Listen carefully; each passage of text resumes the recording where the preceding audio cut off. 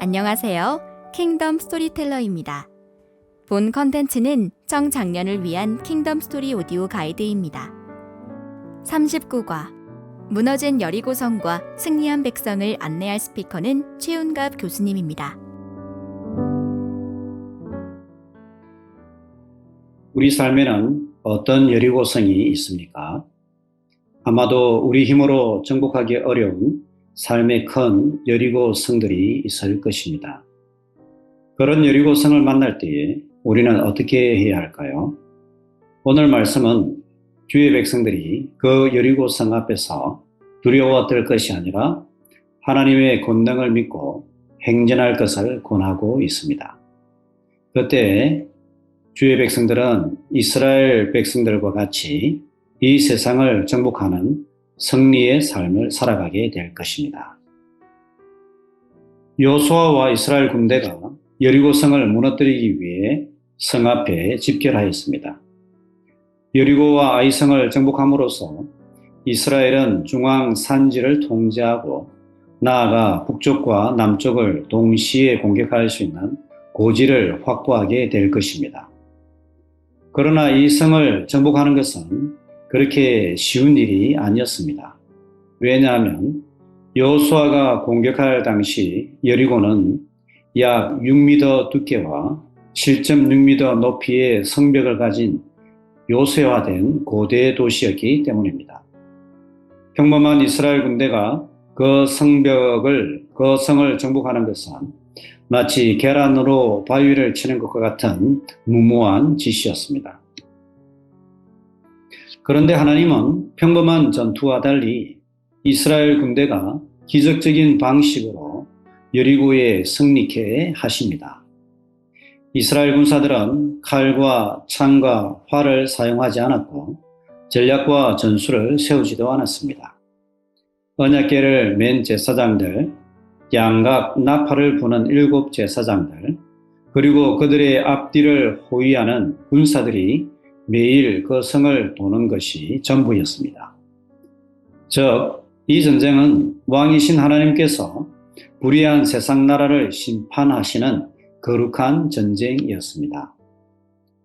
이스라엘 백성들은 하나님의 약속에 대한 믿음으로 행진하였고 그 믿음을 따라 나팔을 불었고 믿음 위에서 승리의 외침을 내지를 때에 승리하게 되었습니다. 하나님의 권능으로 여리고 성벽은 순식간에 무너져 내렸습니다. 이스라엘 군사들은 순종함으로 그 성을 정림하게 되었지요. 세상 나라는 크고 강하게 보입니다. 그 권세가 영원할 것 같습니다. 하지만 하나님은 자신의 뜻을 거역한 세상 나라를 반드시 심판하실 것입니다. 하나님은 무너져 내린 여리고 성과 관련하여 중요한 한 가지 명령을 이스라엘에게 주셨습니다. 그것은 다름 아니라 진멸의 법을 지키라는 것입니다. 이 법은 성 안에 있는 모든 것을 하나님께 온전히 바치라는 명령입니다. 고대 사람들에게 잘 알려진 이 법은 정복된 도시에 아무것도 살려두지 말고 그 도시 자체도 완전히 불태워야 한다는 규정입니다. 여기서 여리고성의 파멸은 크게 2가지 의미를 갖고 있습니다. 첫 번째로 여리고성의 파멸은 불의한 세상 나라에 대한 하나님의 심판을 의미합니다.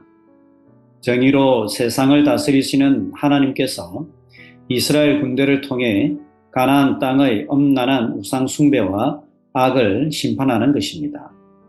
두 번째로 여리고 성의 징벌을 통해 이스라엘은 그 성을 하나님께 희생 제사로 드렸습니다. 그 성의 모든 것은 하나님께 바쳐진 제물이 됩니다. 즉 성 안의 모든 것은 하나님의 몫이었기 때문에 누구든 그것에 손을 대면 고통과 심판을 당하게 되었습니다. 그런데 여호수아 7장에서 아간이 이 진멸법을 어기게 될 때에 그의 가족은 저주를 받을 뿐 아니라 이스라엘 백성들 또한 아이성 전투에서 패배하게 되었습니다. 결국 여리고성 정벌은 일반적인 전쟁이 아니라 하나님의 통치와 권능을 보여주는 기념비와 같은 거룩한 전쟁이었습니다.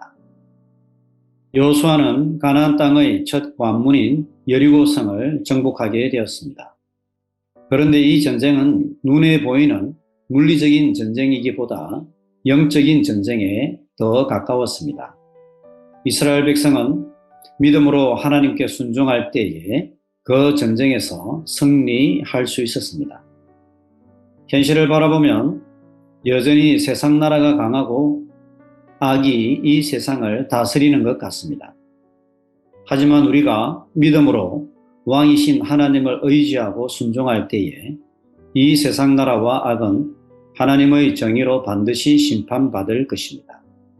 이것이 주의 백성들에게 큰 위로와 소망이 됩니다. 하나님 나라를 위해 더욱 헌신하는 청취자 여러분 되길 바라며 이상으로 킹덤 스토리텔러를 마치도록 하겠습니다.